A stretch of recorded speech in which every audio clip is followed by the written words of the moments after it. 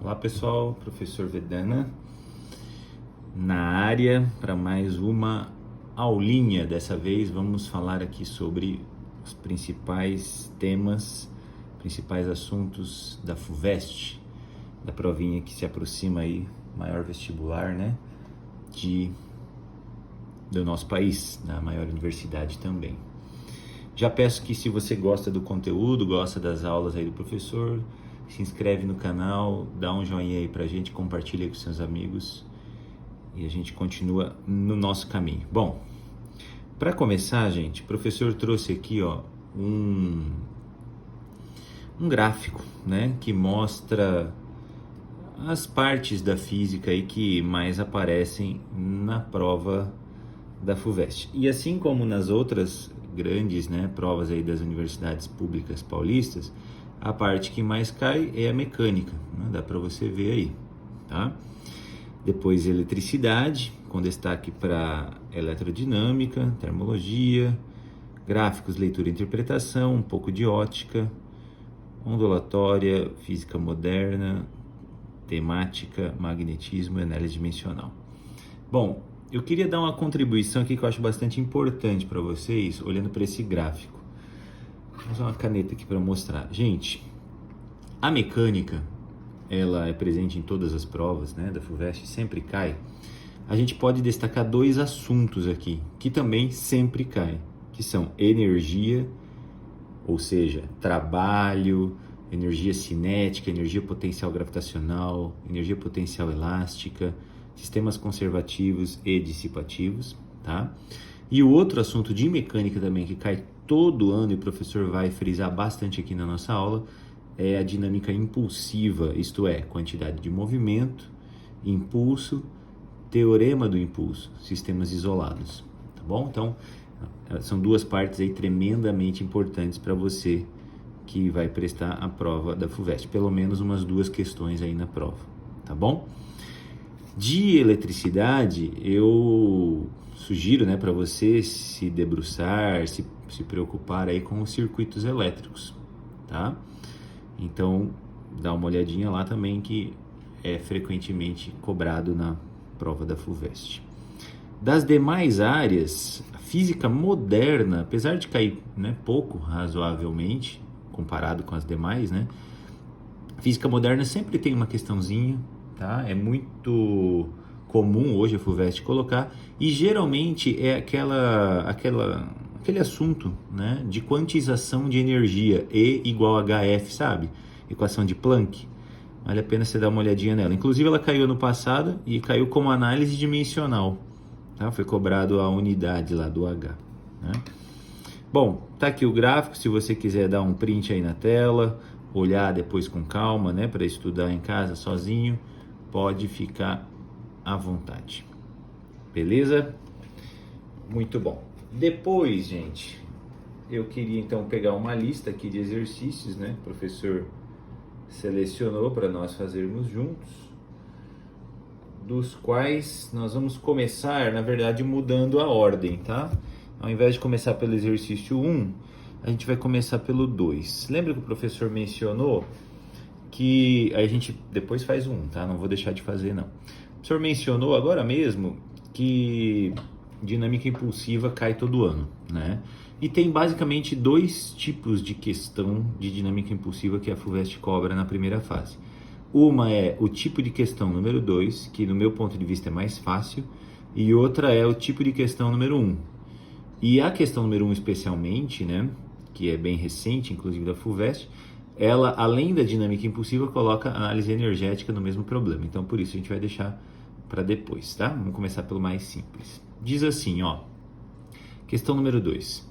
A figura foi obtida em uma câmara de nuvens, equipamento que registra trajetórias deixadas por partículas eletricamente carregadas. Na figura são mostradas as trajetórias dos produtos do decaimento de um isótopo de hélio em repouso. Em repouso, quantidade de movimento igual a zero. Um elétron e um isótopo de lítio. Então, o L decaiu num átomo de lítio e em um elétron. Ele estava em repouso. Vamos imaginar que esse átomo aí meio que explodiu, né? Acho que fica mais fácil da gente entender. Para a gente fazer uma analogia, tá, com o mundo macroscópico. Se isso aqui era um corpo e ele explodiu, outro tema muito comum nesses assuntos são as granadas, tá? Então, uma parte dele veio para cá, outra parte veio para cá. E um isótopo de lítio, pá. Bom, bem como suas respectivas quantidades de movimento no instante do decaimento, representadas em escalas pelas setas. É aqui que eu queria chegar, ó. Uma terceira partícula. Então eu estava falando assim para ti, né? A bomba estava parada, o átomo estava em repouso e ele explodiu em três partes. Uma veio para cá, outra veio para cá. Olha a pergunta dele. Essa terceira partícula é denominada antineutrino e também é produzida no processo. E a pergunta vem: o vetor que melhor representa a direção e o sentido da quantidade de movimento do antineutrino? Meu querido, isso aqui é para você fazer em menos de um minuto. E aí sobra tempo para você fazer as questões mais difíceis. Se esse corpo estava em repouso originalmente e ele explode em três partes, uma vem para cá, outra vem para cá, a quantidade de movimento inicial não era zero? A quantidade de movimento final também tem que ser zero. Isso se chama sistema isolado. Então, olha para essas duas setas e imagina aqui no meio, ó, uma quantidade de movimento total das duas, a resultante das duas. Ah, então o Vedanta está falando que o lítio e o elétron têm juntos uma quantidade de movimento para cá, ó, na diagonal. Portanto, a terceira partícula tem que ter uma quantidade de movimento contrária para lá, para anular e para que a gente tenha uma resultante zero. E isso você vai direto lá, ó, letra D. Pô, Vedanta, eu preciso desenhar, porque do jeito que você falou aí, eu não consigo acompanhar. Então, vamos começar aqui, eu vou chamar de questão 2 mesmo, tá, gente? A gente está mudando a ordem, né? Vetor, ó, meu querido. Uma quantidade de movimento para cá, uma quantidade de movimento maior para cá, isso é importante.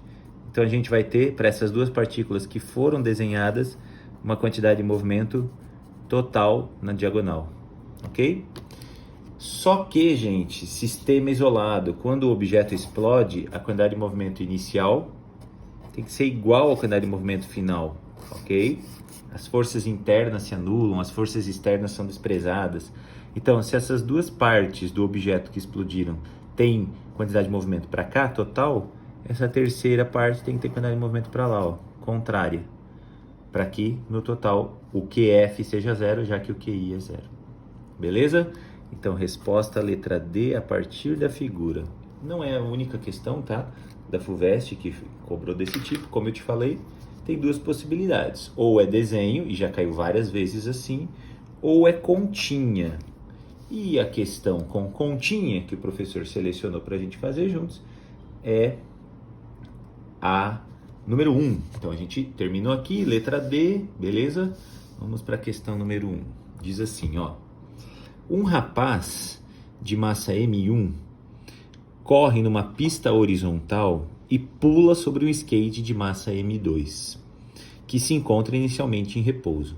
Com o impacto, o skate adquire velocidade e o conjunto rapaz mais skate, ou seja, os dois juntos, né, segue em direção a uma rampa e atinge uma altura máxima h. A velocidade do rapaz imediatamente antes de tocar o skate é dada por... Tem um note a dot, sempre leia FUVEST, ok? Nunca comece a questão sem ler. Note a dot. Considere que o sistema rapaz mais skate não perde energia devido a forças dissipativas após a colisão. Olha a dica, gente. Colisão. Então vamos lá. Fazer um desenho aqui. Aqui está o rapaz. Ele está correndo para pular no skate com uma velocidade V. Aí, enquanto isso, o skate está em repouso. Ok? Aqui V igual a zero. Depois disso, o rapaz mais o skate seguem juntos, com uma velocidade que eu não sei qual é, vou chamar de VF. Por que VF? É a velocidade final da colisão entre eles. É uma colisão inelástica, tá? Porque os dois grudam, saem juntos no final. E depois disso aqui, o que ainda vai acontecer? Eles vão subir por uma rampa até uma altura máxima H.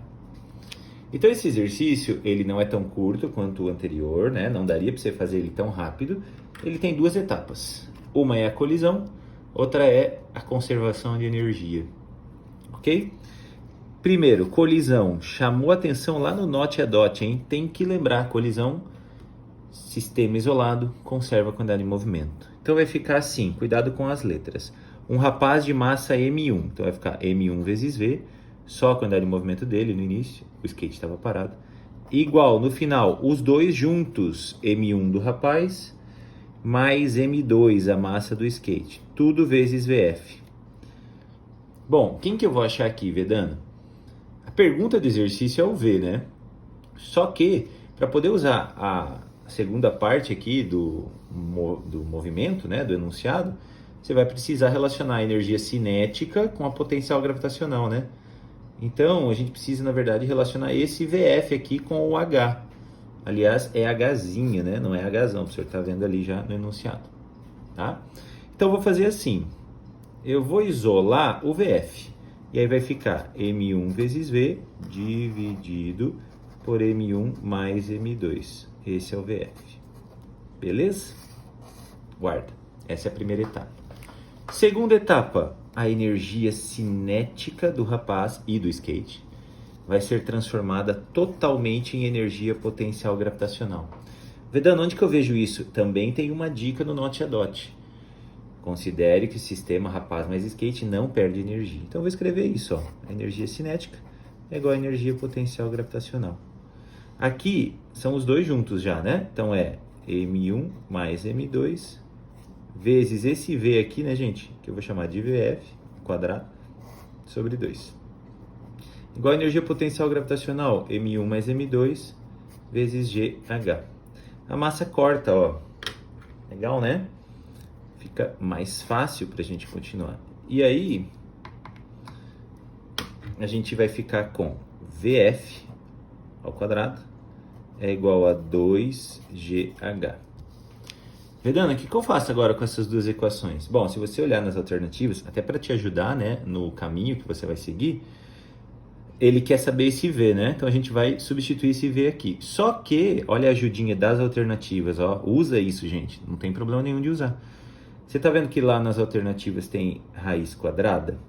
Então, vamos passar essa raiz quadrada lá para o outro lado, e aí a gente pode substituir o VF aqui direto, não precisa elevar isso aqui ao quadrado, né? O que tornaria talvez um pouco mais difícil aí o problema, tá?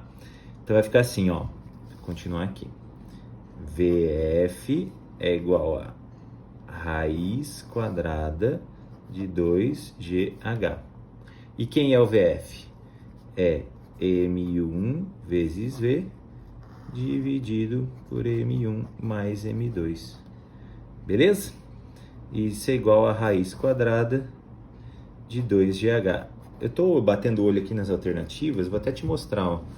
Na hora que você chegou aqui, já tem só uma alternativa, já só pela cara da velocidade. Se você for bem perspicaz assim, né, na análise das alternativas, você já poderia nem terminar de isolar aqui o V, e você já conseguiria encontrar a alternativa correta, tá?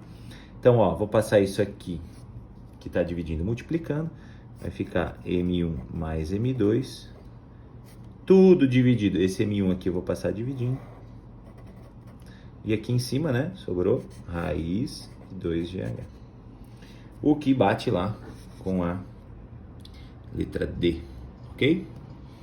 Então, mais um letra D de diáspora aí, ó. Ixi, 2 exercícios, 2 letras D. Então, pessoal, diquinha importante, né? Dinâmica impulsiva, cai todo ano. Pode cair uma coisa assim com conta, tá vendo que é mais elaborado. Especialmente porque esse exercício já tinha as duas partes que mais caem da física na FUVEST, né? Dinâmica impulsiva e energética, no mesmo problema. Então, era um exercício de médio para elaborado, tá? Ou pode cair assim uma coisa mais simples, e aí você faz bem rápido para sobrar tempo para as questões mais difíceis, beleza? Vamos em frente. A terceira questão que o professor colocou aqui também é de mecânica, é sobre um assunto diferente, ok? Não vou falar, vamos ver se o seu cérebro aí te ajuda a lembrar do que se trata. Um objeto homogêneo colocado em um recipiente com água tem 32% do seu volume submerso. Já em um recipiente com óleo, tem 40% do seu volume submerso. A densidade desse óleo é, note a dot, densidade da água, 1 grama por centímetro cúbico. E aí, meu querido, uma questão aparentemente curta, né? Você olha ali no céu e fala, nossa, o que eu vou fazer com isso? Qual o assunto que vem à sua mente? É empuxo, né? A gente está falando aí de flutuação. Eu vou fazer um desenho aqui genérico, ó. Esse é o recipiente, aqui está o nosso fluido, ok? Aqui está o corpício, que flutua nas duas situações.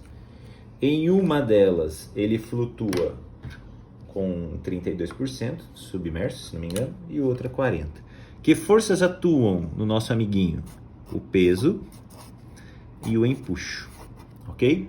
E se ele flutua, gente, e tá escrito, vamos ver se ele usou essa palavra, eu adoro ficar prestando atenção nessas palavras, isso é muito importante. Não usou a palavra, hein? Não usou, né? Ele só fala que a água tem 32% submerso, não fala que tá flutuando. Seria legal se tivesse falado, teria ajudado. Quando um corpo flutua, vou escrever, tá? Sempre a força resultante é zero. Mas tem duas possibilidades de flutuação, exato, duas. Ou parcialmente submerso ou totalmente submerso. Ele pode flutuar totalmente submerso, tá? Fica uma diquinha aí para você. Se ele flutuasse totalmente submerso, claro que seria uma outra condição, né, do que essa daqui, tá? A densidade do corpo teria que ser igual à densidade do líquido. Dá pra gente deduzir isso, mas não vem ao caso agora, vamos responder o exercício. Se ele flutua, então o peso é igual ao empuxo. Nas duas situações, né, o peso do corpo é igual ao empuxo que o líquido exerce sobre ele. Como é que eu calculo o peso do corpo? É a massa do corpo vezes a gravidade. E como é que eu calculo o empuxo do líquido sobre o corpo? É a densidade do líquido vezes o volume submerso vezes a gravidade. Aqui, ó, tá o que a FUVEST queria analisar com você. Se você cortar a gravidade, a massa do corpo é a mesma, né? Ela não muda. Só que o nosso amiguinho, né? Mais uma vez, né? Para deixar você com mais dificuldade, assim, de fazer pensar um pouquinho mais, ele não deu a massa do corpo. Então, a gente vai substituir por densidade do corpo vezes o volume do corpo. Lembra? Densidade igual a massa por volume. Então, a massa é a densidade vezes o volume. Isso é igual a densidade do líquido vezes o volume submerso. Por que ao fazer isso aqui acaba o problema? Eu consigo, né, resolver o problema.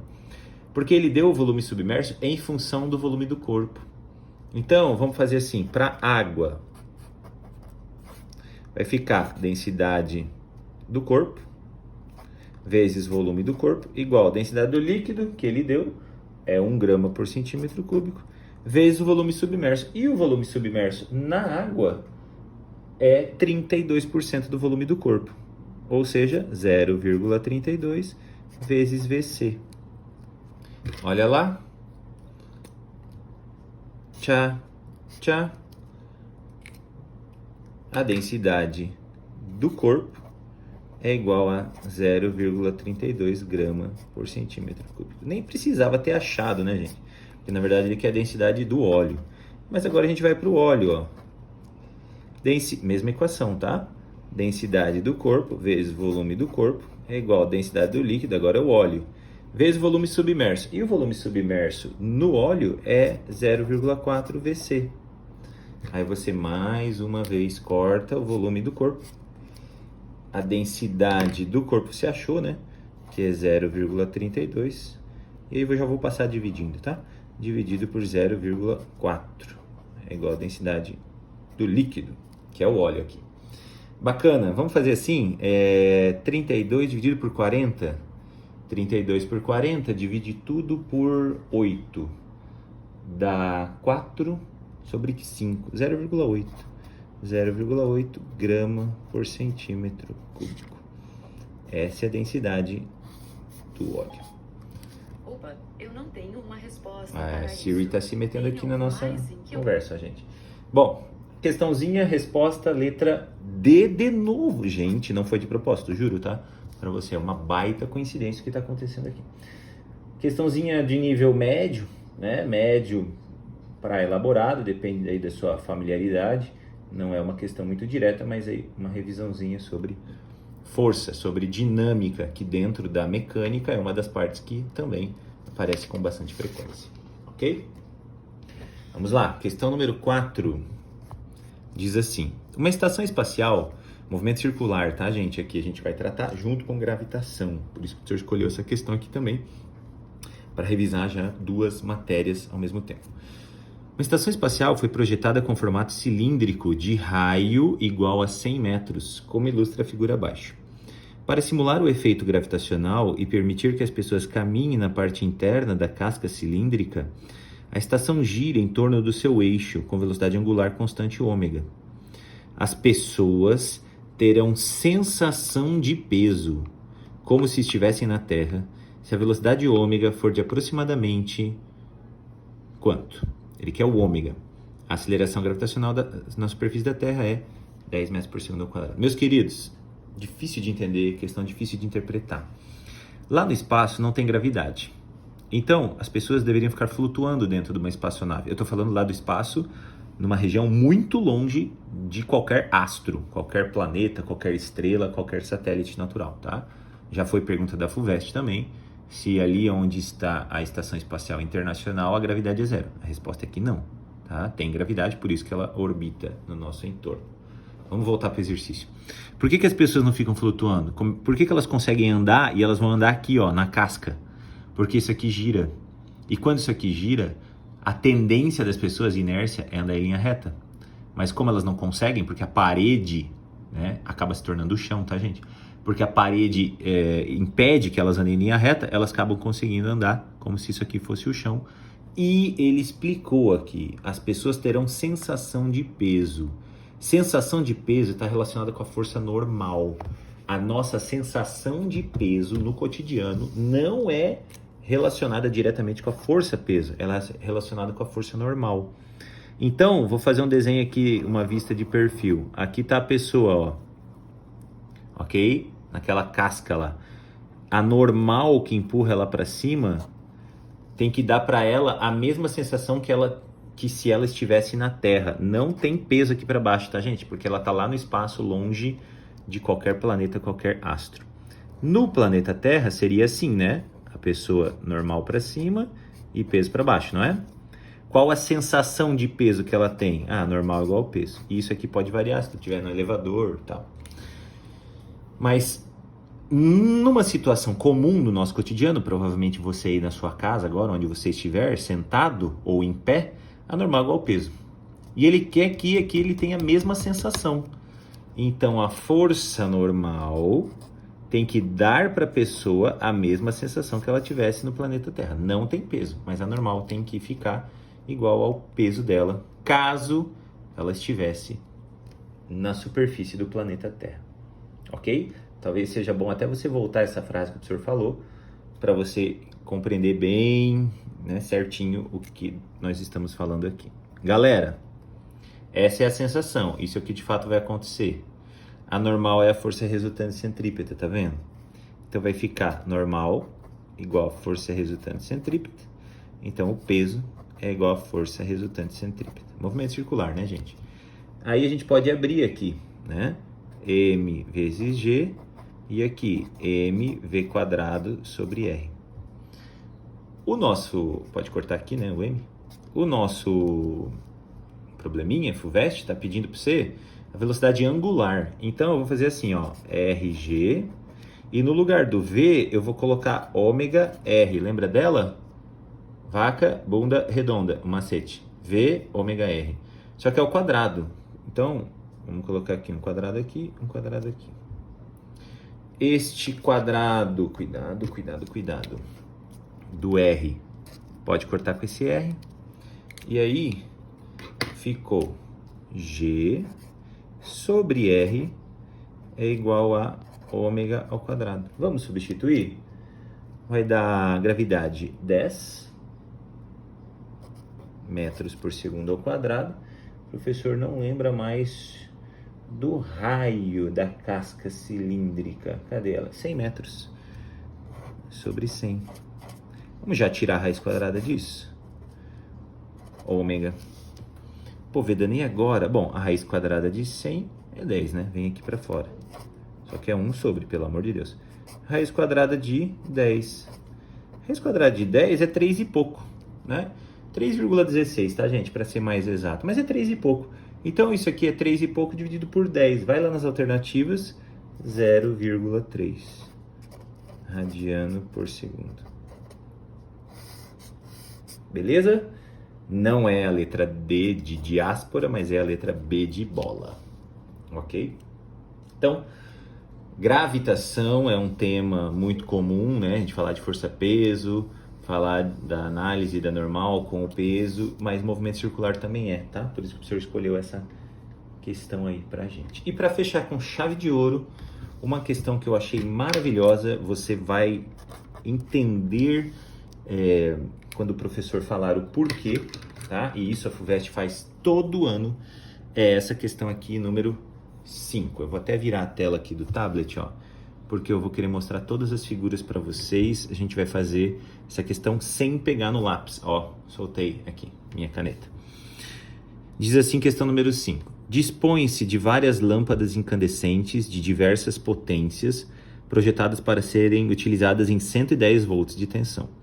Elas foram acopladas como nas figuras 1, 2 e 3, abaixo, e ligadas em 220. Então, cada lâmpada tem que receber 110, mas elas foram ligadas em 220. Vai queimar? Depende. Antes de olhar as figuras, vamos ver qual é a pergunta dele. Em quais desses circuitos as lâmpadas funcionarão como se estivessem individualmente ligadas a uma fonte de tensão de 110 volts? Então, a pergunta é, em quais circuitos as lâmpadas recebem 110 volts? Gente, você pode, de repente, resolver começar a fazer conta nesse exercício. Mas lembra que o professor falou, lembra da aula, né, da diquinha, da revisão. FUVEST, olha para as resoluções que a gente fez aí, né? É muito difícil ter muita conta. E se eu for fazer conta para tudo isso, olha quanta informação. Então deve ter um outro jeito de resolver, é isso que o professor quer dizer para você.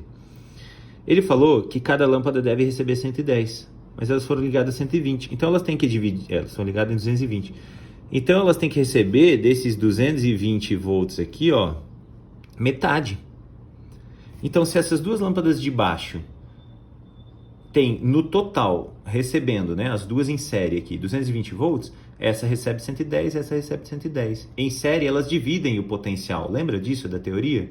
E como elas têm mesma potência, vão ter mesma resistência, então elas dividem o potencial em partes iguais, 110 volts para cada uma. Isso aqui é o que ele quer.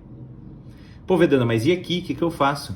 Você pode juntar como se aqui fosse uma coisa só. 60 com 60, potência, né? É grandeza escalar, só somar. 120 watts. Então aqui você tem uma lâmpada de 120 watts e aqui uma de 120 watts. De forma que essa vai ficar com metade da voltagem, 110 volts.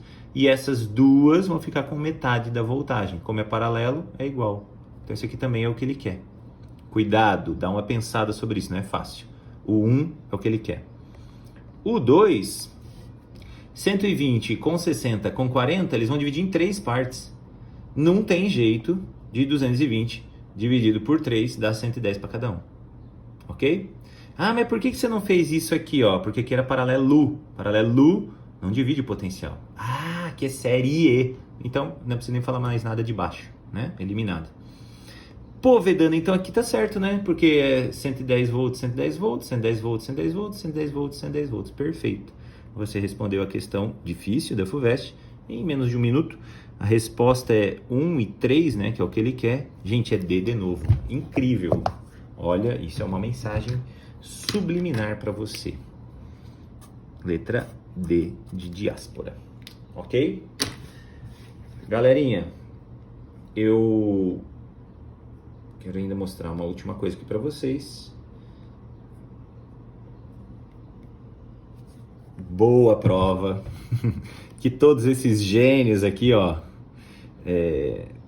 Galileu, Nicolau Copérnico, Isaac Newton, o Albert Einstein, a Fridinha aqui, que é a minha filhinha canina, acompanhem vocês lá, tenham paciência, tenham tranquilidade, estamos juntos. Um abraço.